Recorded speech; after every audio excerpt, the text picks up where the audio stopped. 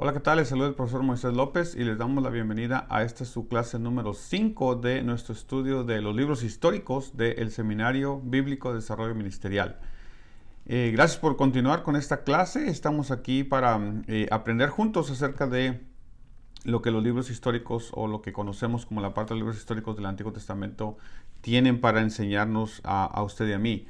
Enseñanzas que son de bendición, enseñanzas que aprendemos, maneras de vida, estilos de resolver conflictos, situaciones que le pasaron al pueblo de Dios.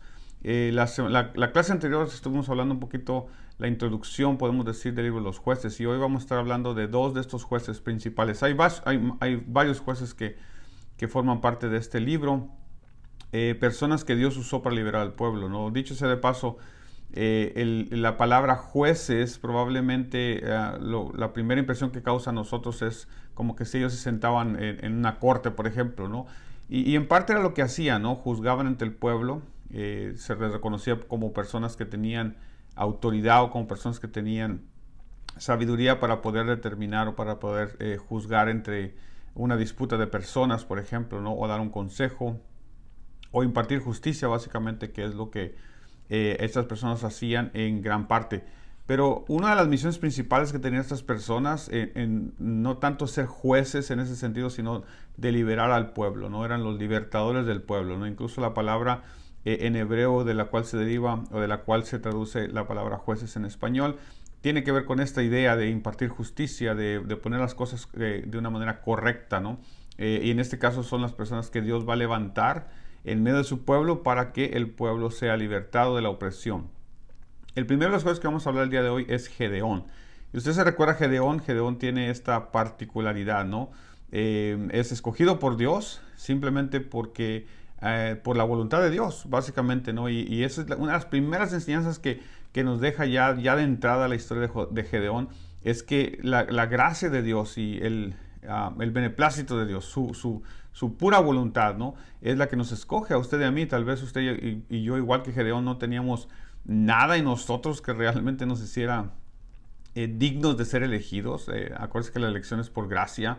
En este caso no estamos hablando de elección para salvación, en este caso estamos hablando de elección para una misión, y en este caso, en el caso de Gedeón, igual que nosotros, como dijimos, es meramente por gracia. Usted y yo estamos aquí sirviendo a Dios por la gracia de Dios, no por mérito alguno, ¿no? Dios no escoge a las personas porque son fieles o porque han hecho muchísimas cosas. Claro que es importante ser fieles, claro que es importante servir al Señor, pero esa no es la base del ser escogidos por Dios. La base es simplemente su gracia, y Gedeón es uno de ellos. Gedeón incluso está escondido, igual que todo el pueblo de Israel. Dice la Biblia que Israel desobedeció a Dios, como es el ciclo clásico del libro de jueces, ¿no?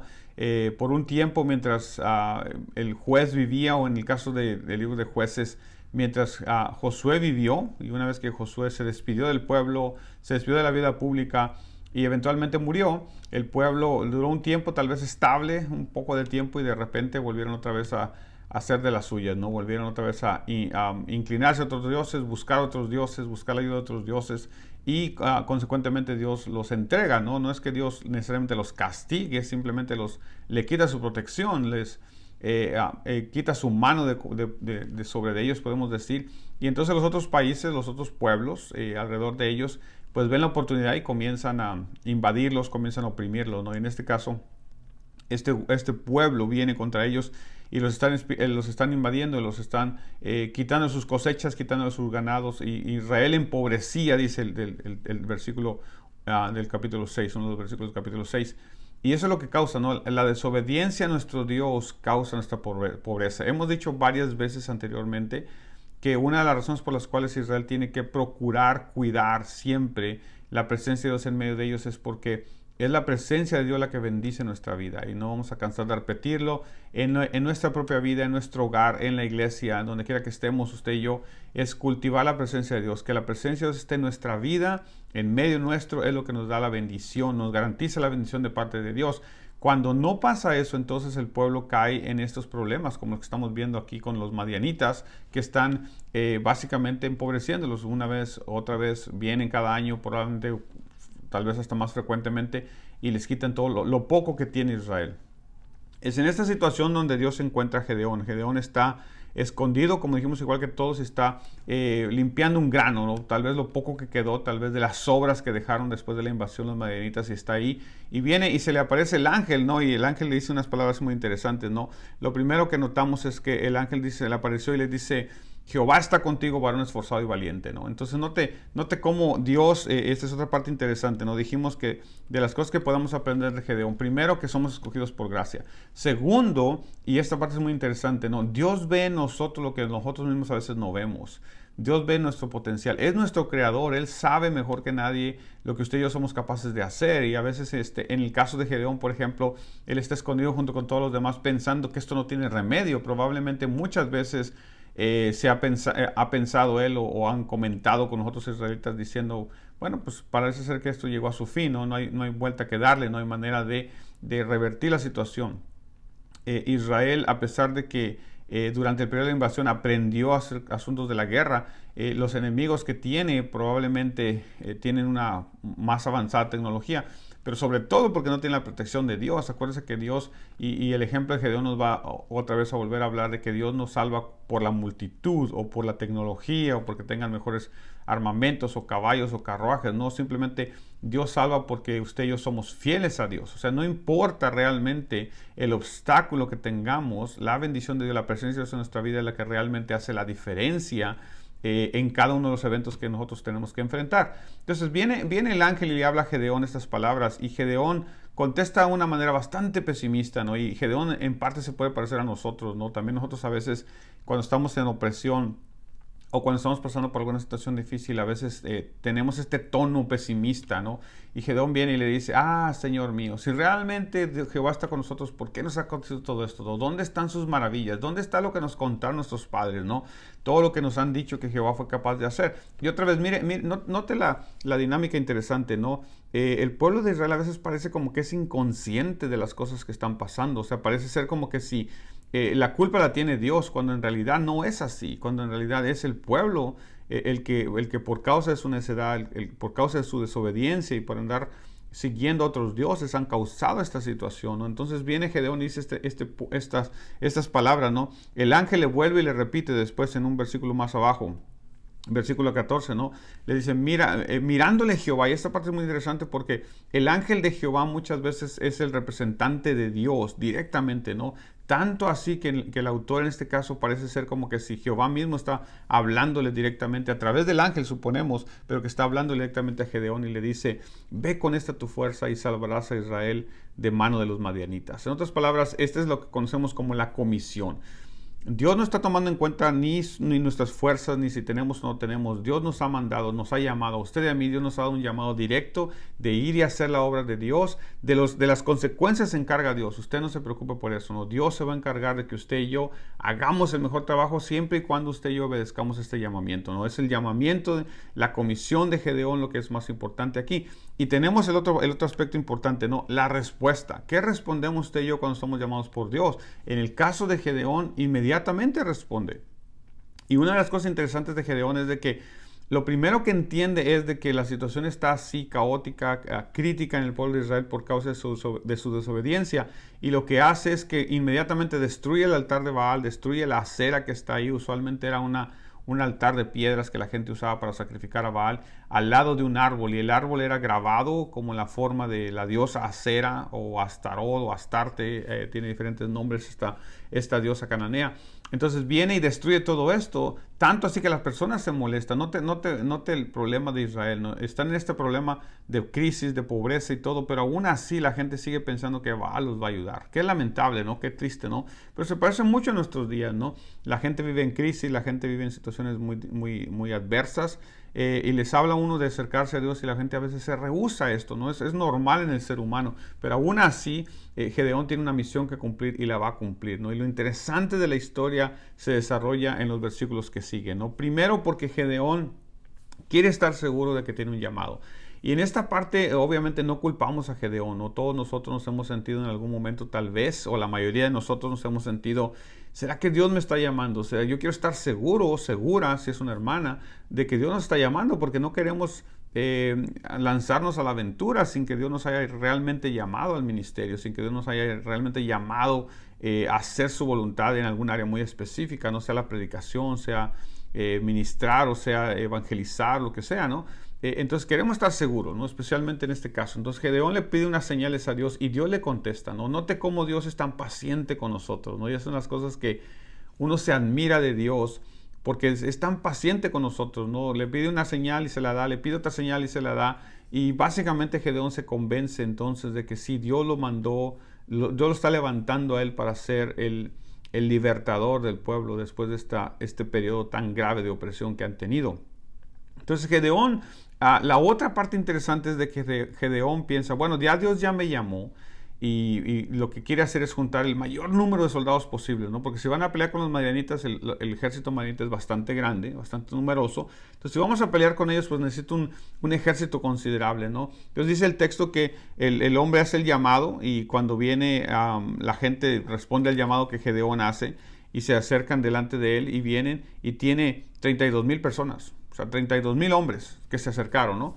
Ahora, de esos 32,000 hombres probablemente vienen algunos a empujones, algunos porque su amigo va, no sé por qué razón vendrán algunos de ellos, pero cuando Dios ve estos 32,000 hombres, la primera reacción de Dios es, no, son demasiados. Entonces, imagínense, humanamente hablando, Gedeón está pensando, ¿cómo que demasiados? Para mí se me hacen pocos, 32,000 contra un ejército más grande que el que tenemos enfrente con los madianitas.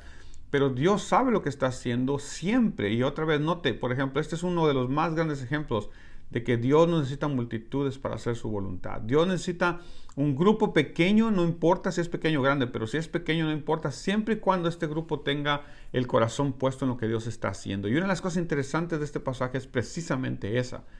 El pueblo de Israel necesita entender que Dios no necesita sus números, Dios necesita su fortaleza, Dios necesita su ejército, Dios necesita un corazón dispuesto y eso es lo único que Dios pide. Entonces cuando vienen esos 32,000, Gedeón, Dios le dice, diles que todos los que tengan miedo, todos los que no quieren estar aquí, que se vayan, básicamente, ¿no? Y 22,000 de ellos se van.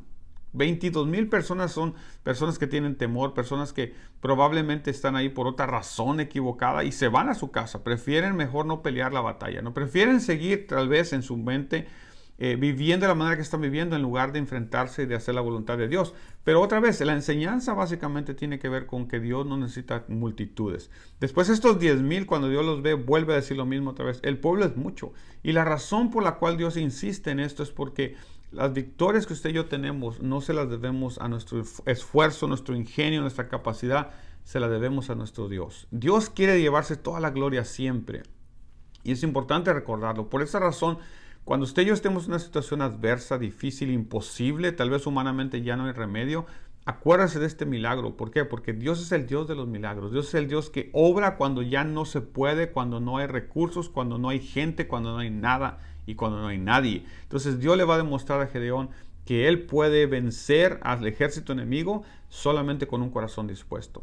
10,000 personas son muchas, dice Dios, y los manda y les hace una prueba. La prueba no tiene nada que ver, hermano, con salvación o no. Algunas personas interpretan que estos 9,700 que van a ser descartados, al final solo van a quedar 300. Es un ejemplo de la salvación. No, simplemente Dios está tratando de trabajar con el corazón de Gedeón que le crea a Dios. Imagínese, ¿no? Piense por un momento, piense que usted es Gedeón y que Dios lo llamó para una misión bastante complicada. Es una guerra, no estamos hablando aquí de ir a predicar el evangelio de las calles, estamos hablando de una guerra. Y en la guerra hay golpes, en la guerra hay muertos, en la guerra hay heridos, en la guerra sufre la gente. Entonces, Dios lo mandó a pelear con un ejército que es experto en pelear. Tienen probablemente siglos peleando. Entonces, esta gente sabe lo que está haciendo y Dios lo manda a pelear contra ellos. Y le dice que son demasiados 32,000, le dice después que son demasiados 10,000 y lo deja con 300. Aquí es donde está el punto crucial, ¿no? Y este es el punto interesante de la historia. ¿Qué vas a hacer, mi hermano, mi hermana, cuando parezca que no tienes nada? Cuando parezca que los recursos se te agotaron, se te acabaron, pero el llamado de Dios sigue en pie. Gedeón tiene que tomar una decisión y la decisión que tiene que tomar es: ¿le sigo creyendo a Dios o igual que los otros me voy a mi casa? Acuérdense que ya se fueron a su casa un montón de gente. De los 32,000 que comenzaron solamente quedan 300. Entonces básicamente se fueron 31,700 personas, se fueron a la casa. Gedeón tiene la oportunidad de irse a casa también si quiere, pero Gedeón opta por hacer la voluntad de Dios. Y esa es la clave, mi hermano, mi hermana, para que usted y yo podamos ser vencedores. Hacer la voluntad de Dios, aunque humanamente parezca imposible. Aunque humanamente las cosas a veces se sientan como que no van a salir, acuérdese, si Dios está en medio, las cosas van a salir y van a salir bien. Note que de los 300 que quedaron, Dios ni siquiera los necesita a ellos, esos 300. Y esa es una de las cosas interesantes del pasaje, ¿no?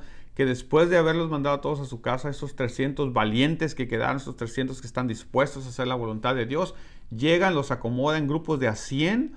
Y cuando vienes a ver, él y sus siervos salen, bajan al campamento de los madianitas y se da cuenta de que Dios está obrando. Ni siquiera tuvieron que pelear, los madianitas se mataron solos. Y otra vez, es el poder de Dios, es la voluntad de Dios, es la gracia de Dios sobre nosotros la que nos hace caminar en medio del obstáculo, en medio de la dificultad, en medio a veces de la enfermedad y nos hace salir victoriosos del otro lado. ¿Por qué?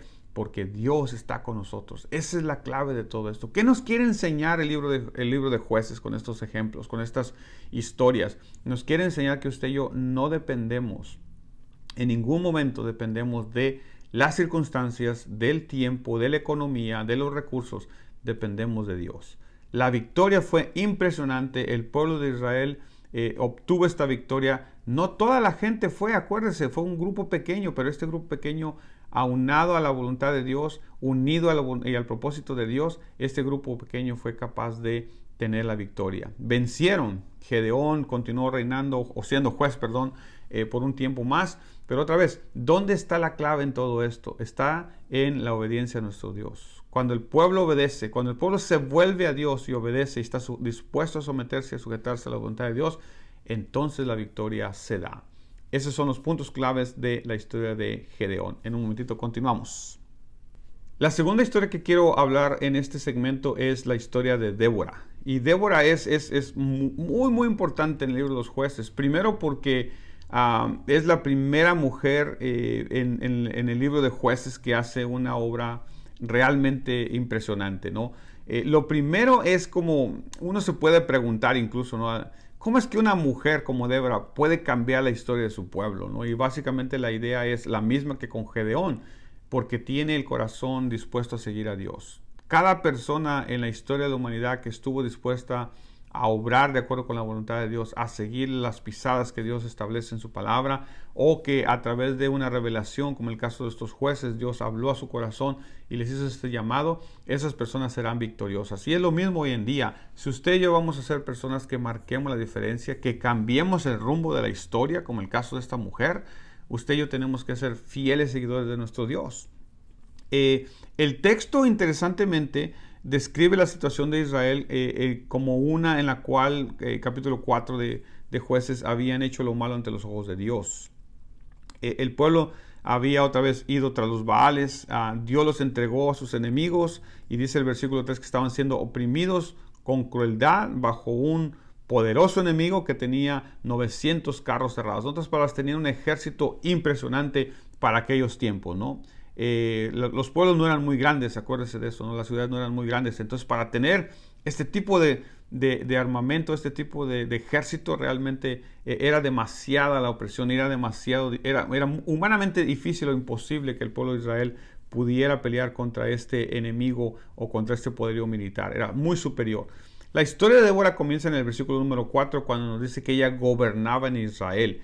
Pero es interesante ver cómo el texto describe esto, porque suena como que sí es algo raro. El texto dice, gobernaba en aquel tiempo Israel una mujer, como diciendo, es insólito eso, y eso es lo que hace más importante e interesante la historia de Débora, que es una de las primeras mujeres, una de las pocas mujeres, dicho sea de paso, en el Antiguo Testamento, que marcan la diferencia. Pero por otro lado, apunta una lección muy importante. No es que Dios no use a las mujeres, claro que usa a las mujeres. Débora es un ejemplo de eso. Débora es un ejemplo de una mujer que pudo no solamente sobresalir, sino gobernar a Israel. Note por favor cómo dice el texto, gobernaba a Israel. No dice que gobernaba a las mujeres de Israel, no, ella gobernaba sobre todo Israel en el tiempo que estamos hablando, en una sociedad extremadamente patriarcal, en una sociedad donde los hombres son los que tienen el rol principal y prominente. Una mujer se levanta, o Dios levanta a esta mujer para que sea la mujer que lleve adelante y que juzgue al pueblo. La gente venía a ella para pedirle consejo, para pedirle guianza, incluyendo hombres y mujeres. Entonces, otra vez, ninguna mujer había gobernado Israel. La única mujer prominente que habíamos tenido anteriormente a esto es la hermana de Moisés. Si usted se recuerda que tuvo un rol muy prominente, pero aún así no se compara lo que María, la hermana de Moisés, hizo en relación a lo que Débora va a hacer. Entonces, esta es una líder que Dios levanta, ¿no? Y yo le quiero recordar a todos los hermanos y hermanas que están tomando esta clase, ¿no? O viendo este video. Las mujeres son parte del plan de Dios y usted y yo tenemos que reconocer que en muchísimas ocasiones Dios va a usar mujeres porque tiene talentos o Dios las va a levantar. Igual que levantó a Gedeón, Dios va a levantar a Débora. ¿Por qué? Porque Dios no va a hacer diferencia entre quién es quién, entre hombre y mujer. Dios tiene un propósito para cada uno de nosotros y lo interesante del pasaje es de que en una sociedad, como dije, tan extremadamente patriarcal como la de Israel, Dios levante a una mujer y la gente no tiene ningún problema con eso. Entonces la pregunta sería, ¿cómo llegó a esa posición? ¿Qué obstáculos tuvo que haber pasado? ¿No? Porque en una sociedad como esta, me imagino que algunas personas tal vez le hicieron el feo, tal vez algunas personas, pero acuérdese, mi hermana, acuérdese que si usted ha sido llamada por Dios, esas cosas van a pasar, pero usted tiene que seguir adelante porque Dios tiene un plan y un propósito con su vida. Por lo menos en el caso de Débora podemos notar esos detalles particulares. La otra parte que es muy interesante es que Débora es una de las pocas mujeres en el texto bíblico que es reconocida como profeta o profetisa, ¿no? Interesantemente, la historia deuteronomista, ¿no? La historia que corre desde Josué hasta el segundo libro de Reyes, nos habla de dos mujeres. Acuérdense, Moisés fue el gran profeta, el profeta por excelencia, el legislador por excelencia. Moisés tiene un lugar muy especial en el pueblo de Israel. Pero a la par de Moisés podemos tener otros profetas, otros hombres, como Elías, como Jeremías, como Isaías, etc. Pero ahora también tenemos mujeres que tienen esta función y que son muy importantes. Una de las razones por las que son importantes es porque cuando entramos en la historia deuteronomista, los varones a veces brillan por su ausencia. O sea, varones líderes brillan por su ausencia. Y Dios tiene que levantar mujeres que suplan esa necesidad. ¿Por qué? Porque el pueblo necesita guianza, el pueblo necesita instrucción, el pueblo necesita escuchar la voz de Dios y Dios va a usar a quien esté dispuesto. Esa es una de las cosas interesantes de nuestro Dios, que Dios no va a buscar simplemente porque esta es mujer o este es hombre, no, porque está dispuesto en su corazón y Débora es una de ellas. En la historia que estamos hablando, Débora es descrita no solamente como que gobernaba Israel, sino también como que es una profeta. Es la persona autorizada por Dios para dar su palabra. Entonces, otra vez, esta parte es sumamente importante. ¿Por qué? Porque notamos entonces que Débora no solamente es escogida por Dios para unas simples funciones, sino que tiene una gama impresionante de funciones dentro del pueblo de Israel en un periodo crítico, en un periodo de crisis, en un periodo en el cual el pueblo necesita escuchar la voz de Dios y como a Dios le ha placido que hombres y mujeres funcionen y trabajen en su obra, Dios levanta a Débora para que haga precisamente eso, ¿no? La otra cosa que es importante en Débora, ¿no? Y esa es otra de las características o cualidades que debemos resaltar en ella, es que es una mujer de iniciativa. ¿A qué me refiero con esto? Ella toma la iniciativa, ¿no? Para poder enfrentar al enemigo hay que hacerlo con el ejército. Entonces Débora llama a Barak. Note que el texto habla de esto, ¿no? Ella es la que toma la iniciativa, ¿no? Ella no es una guerrera, ella no es una persona que tiene tal vez entrenamiento militar, pero ella sabe lo que se tiene que hacer. Entonces ella como líder toma su posición de líder y llama a Barak y le dice qué es lo que tiene que hacer. Ahora, imagínense, es una mujer dando órdenes, esta mujer está dando órdenes, pero el texto del Antiguo Testamento no tiene ningún reparo en esto. ¿Por qué? Porque reconoce el liderazgo que esta mujer tiene. Nadie se pone al brinco, como decimos comúnmente, porque Débora está dando órdenes. No, porque reconocen esta autoridad. Y déjenme pausar un momento en este punto que me parece que es sumamente importante. ¿Por qué razón digo esto? Porque cuando la autoridad viene de Dios, toda persona lo reconoce, excepto algunas personas que pueden estar rebeldes. Pero en general, mis hermanos y mis hermanas, cuando Dios pone la mano sobre alguien y Dios ha llamado a alguien, Dios está levantando a alguien en liderazgo, en este caso Débora, la gente no tiene reparos en obedecer. Barak no se pone al brinco con ella, no, pero ¿por qué tú, mujer, aquí y acá? No, al contrario, Barak entiende que ella es la líder de Israel y que si le está dando la orden, ella sabe lo que está haciendo y él está dispuesto a obedecer. Es más, cuando Barak va a ir a la guerra, Barak le dice, ve con nosotros. Básicamente le está diciendo, ve con nosotros, apóyanos, ayúdanos. ¿Por qué? Porque una de las cosas que creo yo que Barak está pensando es que si Débora va con ellos, la gente tiene tanta confianza en ella. Ella se ha ganado el respeto y la admiración de la gente, que si Barak va solo, Barak puede ser que la gente no lo quiera seguir como que si fuera ella también. Entonces otra vez, mire la influencia que tiene esta mujer. Y yo le animo, mi hermana, en este punto en específico, hablo a las hermanas, ¿no? Yo le animo a usted a que usted tome esa autoridad que Dios le ha dado, no para sentirse más o mejor, simplemente para hacer la voluntad de Dios. Note cómo Débora, una de las cosas, ahorita voy a entrar al punto final de esto, ¿no? Pero note cómo Barak reconoce su autoridad, note cómo el pueblo reconoce su autoridad, pero no es una autoridad que ella impone. Débora no es de las personas que va a decirle a la gente, yo soy tu líder y tienes que hacer lo que yo te digo. No, es la autoridad que Dios nos da. Comienza a fluir de parte de Dios hacia las personas y la gente comienza a entender y comienza a ver que realmente es la persona que Dios ha llamado. Esa es la verdadera autoridad. Esa es la manera como las cosas se hacen y se hacen bien en el pueblo de Dios. Y Débora es un ejemplo excelente de esto. Termino con este punto, ¿no? La otra cosa que es sumamente importante en el caso de Débora es que al final ella siempre le da la gloria a Dios. No podemos olvidarnos. Usted y yo podemos ser llamados por Dios, usted y yo podemos tener victorias impresionantes para la gloria de Dios, pero no se nos puede olvidar que la gloria siempre es para Dios. El cántico de Débora es impresionante, le da alabanza a Dios por la victoria que obtiene en la batalla, invita al pueblo a alabar a Dios, a glorificar a Dios, a repetir los triunfos de Jehová. Los enemigos de ellos son enemigos de Jehová, por tanto las victorias sobre ellos, sobre esos enemigos son las victorias de Jehová.